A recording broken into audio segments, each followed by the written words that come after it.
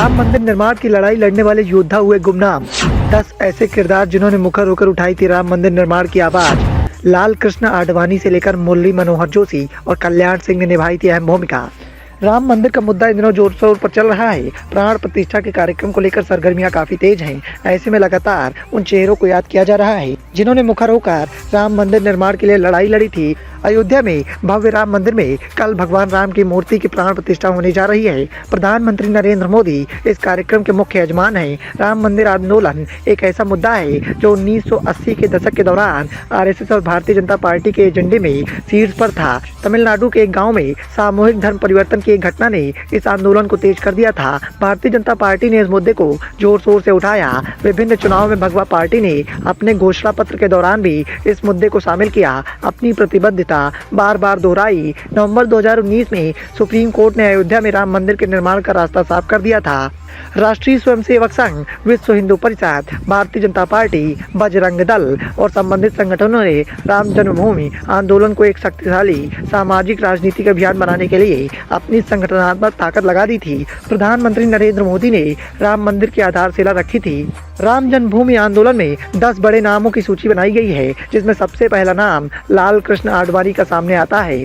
अयोध्या राम जन्मभूमि अभियान में बीजेपी के दिग्गज नेता लाल कृष्ण आडवाणी को हिंदुत्व का असली पोस्टर बॉय बना दिया। उन्होंने 1990 में गुजरात के सोमनाथ मंदिर से अयोध्या में राम जन्मभूमि स्थल तक एक राष्ट्रव्यापी रोड शो किया। उन्होंने रथ यात्रा निकाली। आडवाणी ने अयोध्या में राम मंदिर के निर्माण के लिए जन समर्थन जुटाया, लेकिन उनके अयोध्या पहुंचने से पहले ही बिहार के तत्कालीन मुख्यमंत्री लालू प्रसाद यादव ने समस्तीपुर जिले में उनकी गिरफ्तारी का आदेश दे दिया। इससे ठीक 2 साल बाद आडवाणी बाबरी मस्जिद स्थल पर पहुंच गए। वो वीएचपी के आह्वान पर अयोध्या पहुंचे थे।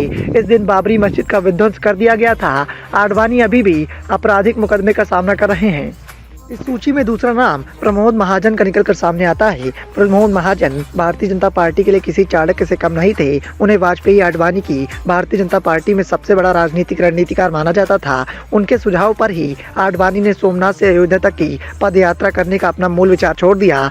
1990 में भारतीय जनता पार्टी के महासचिव प्रमोद महाजन ने आडवाणी को रथ यात्रा करने की सलाह दी थी। उन्होंने दीनदयाल उपाध्याय की जयंती 25 सितंबर या गांधी जयंती 2 अक्टूबर के दिन यात्रा शुरू करने के भी सुझाव दिया था। आडवाणी ने अपनी 10,000 किलोमीटर की लंबी यात्रा के लिए 25 सितंबर का दिन चुना।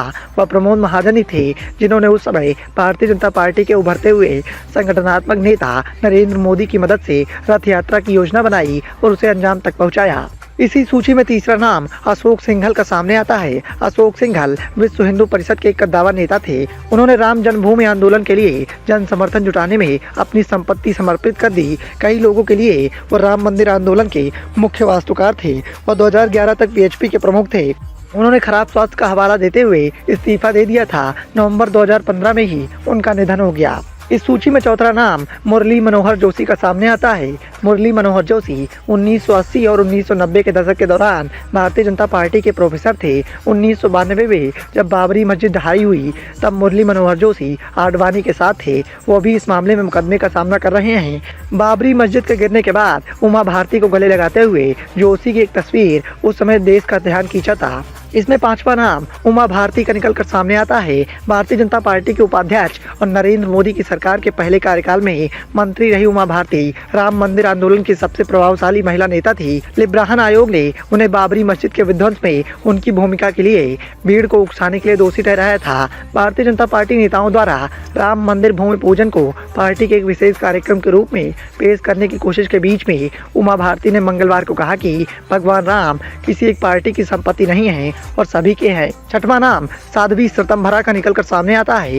राम मंदिर आंदोलन में साध्वी श्वेतांबरा ने एक फायर ब्रांड हिंदुत्व नेता थी। वो अयोध्या राम जन्मभूमि अभियान के पहचाने जाने योग्य महिला चेहरे के रूप में उमा भारती के बाद ही थी। उनके भाषणों के ऑडियो कैसेट खूब बिके। इस सूची में 7वां नाम उत्तर प्रदेश के तत्कालीन मुख्यमंत्री के रूप में कल्याण सिंह का सामने आया। वो कल्याण सिंह अयोध्या अभियान के क्षेत्रीय छत्रप थे। 6 दिसंबर 1992 को जब बाबरी मस्जिद ढहाई गई तब वह सीएम की कुर्सी पर थे। उन्होंने मस्जिद की ओर से बढ़ रहे कार सेवकों के खिलाफ बल प्रयोग नहीं करने के यूपी सरकार के फैसले का बचाव किया। बाद में उन्हें भारतीय जनता पार्टी के शीर्ष नेतृत्व का समर्थन नहीं मिला और यहाँ तक कि उन्होंने अपना अलग संगठन बनाने के लिए विद्रोह भी कर दिया, लेकिन वो भारतीय जनता पार्टी में लौट आए और उन्हें राज्यपाल पद से पुरस्कृत किया गया।